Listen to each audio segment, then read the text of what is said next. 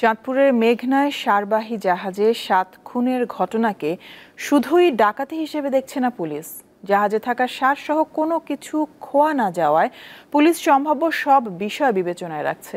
এদিকে হত্যাকারীদের গ্রেপ্তার এবং নিহত প্রত্যেক পরিবারকে ক্ষতিপূরণ দিতে সরকারকে ৭২ ঘন্টার আলটিমেটাম দিয়েছেন নৌযান শ্রমিকরা।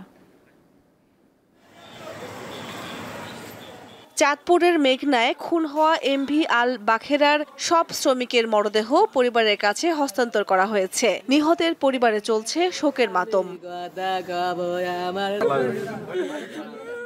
তাদেরকে পরিকল্পিতভাবে চেতনানাশক খাইয়ে হত্যা করা হয়েছে বলে ধারণা নৌ পুলিশের।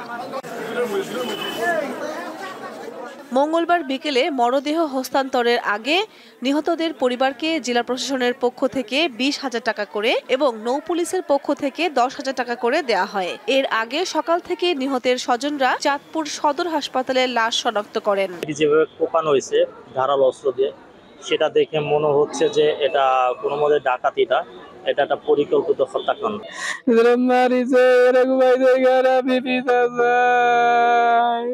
সে আমার ভগ্নিপতি, আমি তার লাশ গ্রহণ করতে আসছি এবং এই যে হত্যাকাণ্ড হয়েছে এর সর্বোচ্চ বিচার দাবি করতেছে। এই ফ্যামিলিটা অসহায় হয়ে গেছে, ছেলে হারাইছে, আমার বন্ধুর ভাই হারাইছে। এদিকে মেঘনা নদীতে জাহাজের ৭ স্টাফের হত্যাকারীদের গ্রেপ্তার এবং নিহত প্রত্যেক পরিবারকে ক্ষতিপূরণ দিতে সরকারকে ৭২ ঘন্টার আলটিমেটাম দিয়েছে নৌযান শ্রমিকরা। অপরাধীদের আইনের আওতায় আনা না হলে ২৬ ডিসেম্বর রাত ১২টা থেকে সারা দেশের সকল নৌপথ বন্ধ রাখা হবে বলে জানিয়েছেন তারা। সকালে চাঁদপুরের নৌযান শ্রমিকরা লঞ্চ ঘাট এলাকায় বিক্ষোভ করে। ৭২ ঘন্টার মধ্যে যদি নাকি এই লোকগুলোকে যদি নির্দিষ্ট ভাবে অ্যারেস্ট করে দিয়ে আইনের আওতায় আনতে না পারে, ২৬ দিবস ১ মিনিট থেকে বাংলাদেশ সম্পূর্ণ নৌপথ বন্ধ ঘোষণা। নৌপথে কেউ কাজ করবে না।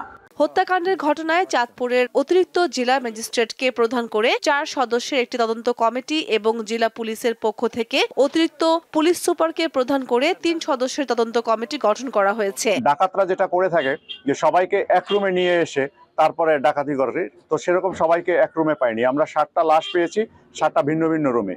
তো সেক্ষেত্রে বলাই যায় যে এদেরকে হয়তো চেতনানাশক প্রয়োগ করা হয়েছিল বা ঘুমের মধ্যে কোনো ঘুমের ঔষধ খাওয়ানো হয়েছিল। তো আমরা ভিসেরা রিপোর্ট রেডি করছি। ভিসেরা রিপোর্ট আমরা সংশ্লিষ্ট গবেষণা করে পাঠিয়ে দিলে আমরা এটার সায়েন্টিফিক রেজাল্ট পেলে তখন আমরা নিশ্চিত হতে পারবো। হত্যায় জড়িতদের সর্বোচ্চ শাস্তি দাবি করেছেন নিহতের স্বজনরা।